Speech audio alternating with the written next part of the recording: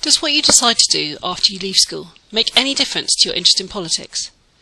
The number of years spent in education does, but does the type of education?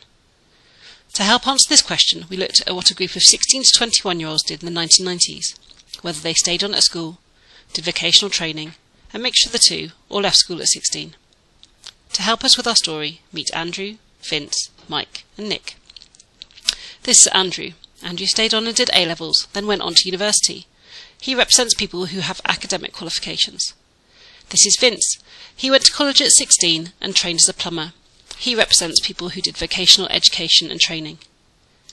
This is Mike. He stayed on to do A-levels, then went to college and trained in business management. He represents people who did a mixture of academic and vocational qualifications. Finally, this is Nick. He didn't enjoy school, so decided to leave as soon as he could and get a job. He represents people who left school at 16. So what do we look at? People were asked how interested they were in politics and whether or not they had voted in the most recent general election. We compared what people who had stayed on in education said with those who left. So we looked at what Andrew, Vince and Mike said and compared it with what Nick did. So what did we find?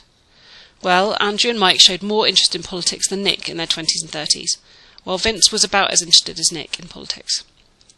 When we looked at voting, again Andrew and Mike were more likely to have voted than Nick, while Vince was just as likely as Nick to have voted.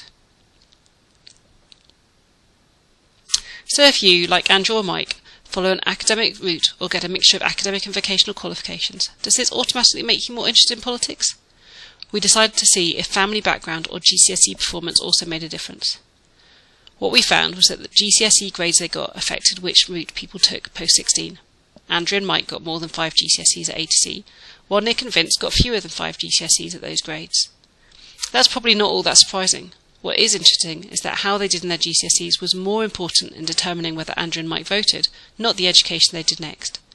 Having academic qualifications post-16 was still important though for being interested in politics. So why does it matter? Well, if people who are performing less well in their GCSEs are less likely to vote, it means a lot of people in the UK won't be deciding who gets to run the country. And we think that matters. More needs to happen in schools to get people engaged with politics, and more at further education colleges too, so it is not just those with degrees that are politically interested.